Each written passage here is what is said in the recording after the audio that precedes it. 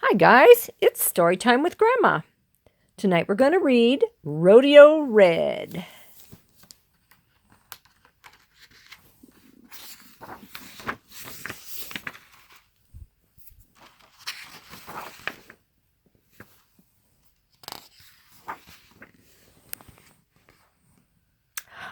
I go by the name of Rodeo Red. My best friend in all the world is my hound dog, Rusty.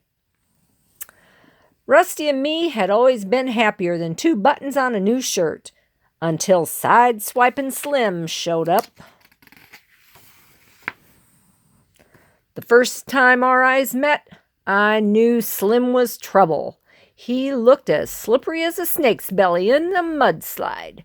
I thought for sure anybody who hollered that much would be hauled to the edge of town and told to skedaddle. But the sheriff and her deputy seemed smitten. Slim laid low for a while, but gradually he started moving into my territory. I'd come home to find my belongings all in a tumble, my spurs missing, or grape jelly smeared on my favorite hat. I tried reasoning with Slim. I showed him the border between his camp and mine. But that scallywag talked nothing but gibberish. He just moseyed back into my ranch like he owned the place. Finally, I threw in the sponge. I didn't want nothing more to do with that cantankerous lemon custard. Then one day, Rusty weren't nowhere to be found. I looked everywhere for him.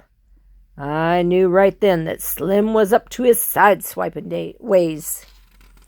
It was time for us to go toe-to-toe, eyeball to eyeball.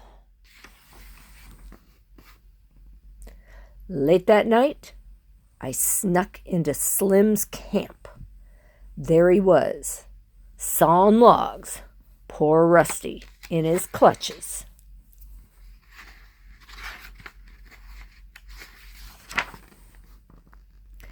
I eased up and tried to slip Rusty out real gentle-like, but Slim was squeezing that dog tighter than a greenhorn riding a bucking bronco. I tugged and I pulled, but it weren't no use. "Dad, burn it, Slim," I hollered. "Give me my dog back." Well, that woke him up.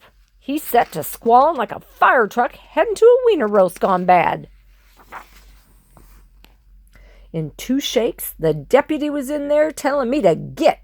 Wouldn't you know Slim would have the law on his side? I went back to my ranch, feeling lower than a prairie dog's basement. I just had to get Rusty back. The next day, I snuck back into Slim's camp. I swung my rope and caught Rusty around the middle. But Slim lit into a fit loud enough to cause a stampede. The sheriff showed up and, well, what followed weren't pretty. She dropped me into a holding cell quicker than you could say lickety-split. I was madder than a bee in a Sunday bonnet. When the sheriff finally let me out, I decided to drown my sorrows and grab me some grub. Halfway through my second cookie, I heard a commotion. The stagecoach had arrived with the mail. Glory be, there was a package for me. It was a belated birthday gift from Aunt Sal. Now, Aunt Sal is a good old gal, but truth be told, she's a city slicker. I was hoping for a sturdy set of boots or a good piece of rope. Instead, I got some sort of varnished varmint. It looked lazy and addle-brained to me. I doubted it could even keep mice out of the barn. And then an idea lit up in my noggin. I sauntered into Slim's camp, bold as a new nickel. I had that sissified simpleton in my arms, cuddling it like it was the best thing I could ever think to do. Slim's eyes shone like two full moons. He stretched out his hands and says, "Gimme, gimme, gimme." I took my time, petting it real slow-like. "You want this critter?" I looked him square in the eye. You got to give me back my dog. Slim hesitated. His eyes darted back and forth between Rusty and that fussy feline. I could tell he was weighing things out. But the sight of that dialed-up dandy was finally too much for him. He handed over Rusty like he was a hot coal at a barbecue. After that, Slim didn't pay Rusty no never mind. He hugged that frilly varmint like he'd found his best friend for life. Well, there's no accounting for taste, but what did I care? I had Rusty back where he belonged, safe in my arms.